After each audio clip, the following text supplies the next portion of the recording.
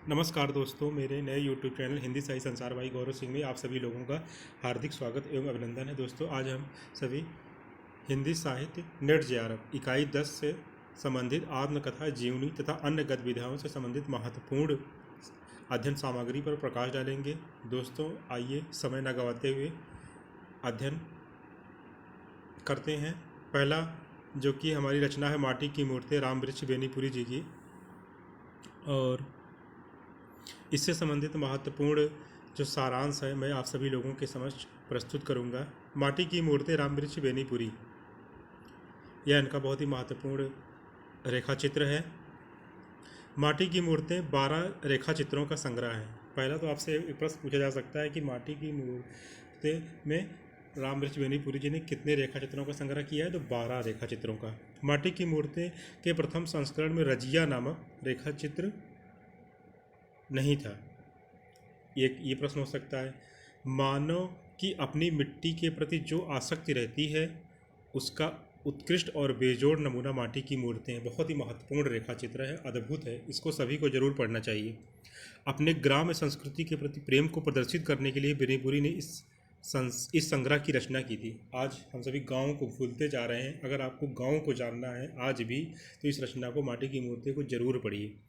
बेनीपुरी जी सामान्य जन के जीवन, रहन सहन, आचार विचार, संस्कार, आकांक्षा आदि के विषय में पूर्ण जानकारी रखते हैं, तो साथ ही इसमें जीवन के रूप को उसके निरंतर विकासशील रूप में देखने तथा गत्यात्मक अंकन में भी पूर्ण समर्थ हैं। माटी की मूर्तें हिंदी कथा साहित्य को एक सच्ची ग्रामीण दृष्टि प्रदान करती है और इसे भारतीय संस्कृति के विकासशील तत्वों से जोड़ने का प्रयास करती है।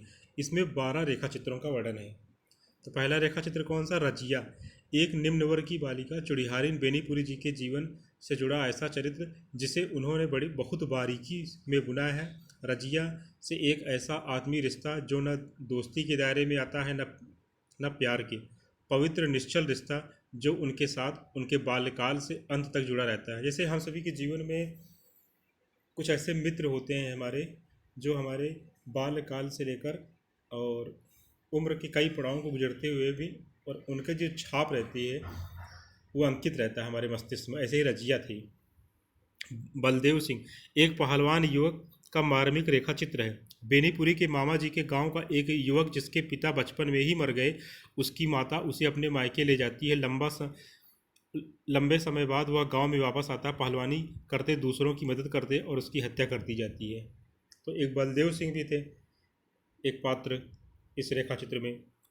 फिर सरजू भैया, बेनीपुरी जी के घर से सटा घर जहां सरजू भैया नामक पात्र रहता है, जो शरीर से एकदम दुबला पतला है। शायद ही गांव में ऐसा कोई हो। अपने पिता की इकलौती संतान बेनीपुरी जी को अपना छोटा भाई मानता है।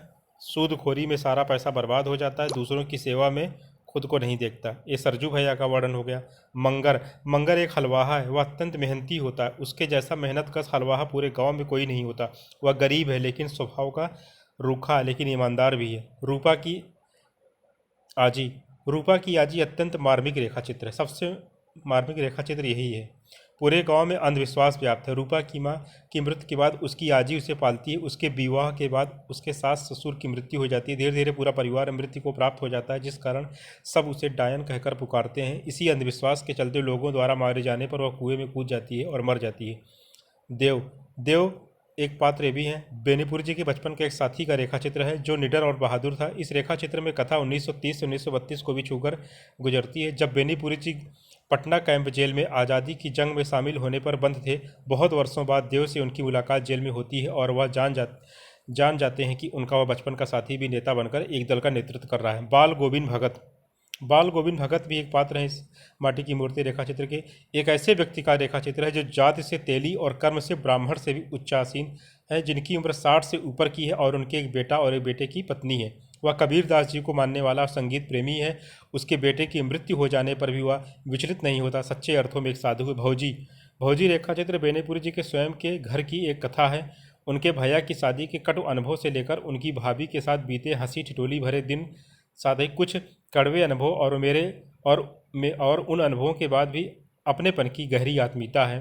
भौजी की मृत्यु के बाद उनके दोनों बच्चों का लालन पालन धर्म माँ बनकर उनकी पत्नी रानी करती हैं। मतलब रानी किनकी पत्नी है? बेनीपुरी जी की। परमेश्वर परमेश्वर बेनीपुरी के गांव का एक ऐसा व्यक्ति है जिससे उनकी कोई गहरी निकटता तो नहीं है, लेकिन जिसकी बीमारी की खबर सुनकर वह रुक भी नहीं पाते और शहर से गांव पहुंच जाते हैं। परमेश्वर में बहुत ऐब थे, उसने तरह तरह के नशे किए थे, यहाँ तक कि अपनी पत्नी के गहने तक बेचकर नशे में उड़ा दिए, पर गांव में किसी का बुरा नहीं किया। ऐसे हम सभी के गांव में भी ऐसे बहुत सारे लोग रहते हैं। बैजू मामा बैजू मामा एक ऐसे व्यक्ति का रेखा चित्र है जिससे बेनीपुरी जी की मुलाकात जेल में हुई। बैजू को हर कोई जेल में मामा ही कहता है। वह लगभग 30 साल से जेल में चोरी की सज़ा काट रहा है। हर एक था हर 1 या 2 साल में जेल से छूटता और फिर चोरी कर जेल में पहुंच जाता। उसने पहली बार बैल चुराया था। जेल के पेड़ पौधे सब उसके लगाए हुए थे। बैजू मामा ऐसे थे। सुबह ऐसे हम सबके भी मामा होते होंगे। आप लोग लिखने का जरूर प्रयास कीजिए। रेखा चित्र, अगर माटी की मूर्ति रेखा चित्र आप पढ़ेंगे तो आप खुद लिखने के लिए प्रेरित होंगे। आपके जीवन में ऐसे बहुत सारे पात्र हैं, आपके घर परिवार समाज में। आप लिखने का प्रयास कीजिए। आप जो लोग लिख भी सकते हैं और परीक्षा में इसको अगर यहाँ से प्रश्न बनेगा उसको आप कर भी लेंगे। मतलब जिससे एक प्रश्न पूछा जाए कि माटी की मूर्ति रेखा चित्र में बैल की चोरी कौन करता है, तो उसमें दे देगा बैजू मामा, सुभान खा, पात्र परमेश्वर दे देगा, बाल गोविंद भगत दे देगा, तो आप लगा देंगे बैजू मामा करते थे अगर आप पढ़े रहेंगे तो। सुभान खा भी बेनीपुरी जी के बचपन से जुड़ा चरित्र जिसे उन्होंने सुभान दादा कहकर संबोधित किया है। सुभान खा एक राज थे। जब कभी भी बेनीपुरी की दीवारों के मतलब राजमिस्त्री थे सुभान खा, मरम्मत करनी होती थी तो सुभान दादा को ही बुलाया जाता था। उनकी सफ़ेद दाढ़ी छोटे बेनीपुरी को बहुत भाती थी। देश के बंटवारे से पहले सब एक दूजे के साथ मिलकर रहते हैं। मंदिर का निर्माण सुभान दादा ने किया था। उन्होंने एक मस्जिद बनवाई थी। जब गांव में सांप्रदायिक दंगे भड़के और मुसलमानों ने गाय काटने की बात की तो सुभान दादा ने ऐसा नहीं करने दिया और मस्जिद की सीढ़ी पर बैठे रहे। उधर बेनीपुरी ने मामा ने हिंदुओं के को रोक लिया था। देखिए मतलब दो चरित्र ने कैसे एक सांप्रदायिक विद्वेष को रोका। बुधिया ये अंतिम रेखा चित्र है, पात्र है। बुधिया रेखा चित्र भी मन पर अपनी छाप वाला रेखा चित्र है। रेखा चित्र का प्रारंभ 8 साल की बुधिया की बछिया के चमेली के बेल और फूल खाने से होता है।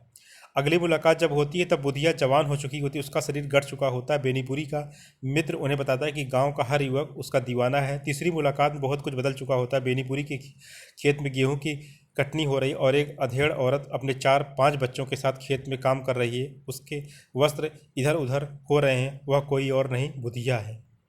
कथन एक कथन है इस रेखा चित्र में बहुत महत्वपूर्ण। मैं मुसलमान हूँ, कभी अल्लाह को नहीं भूला हूँ। मैं मुसलमान की हैसियत से कहता हूँ, मैं गाय की कुर्बानी न होने दूंगा।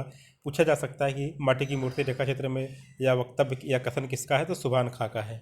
दोस्तों, आप सभी लोगों को माटी की मूर्तें राम वृक्ष बेनीपुरी द्वारा रचित रेखाचित्र लिखित रेखाचित्र को मैंने आप सभी के समक्ष एक शानदार ढंग से प्रस्तुत किया है। आप सभी लोग अपने कमेंट उत्तर बॉक्स में ज़रूर बताएं। नमस्कार दोस्तों।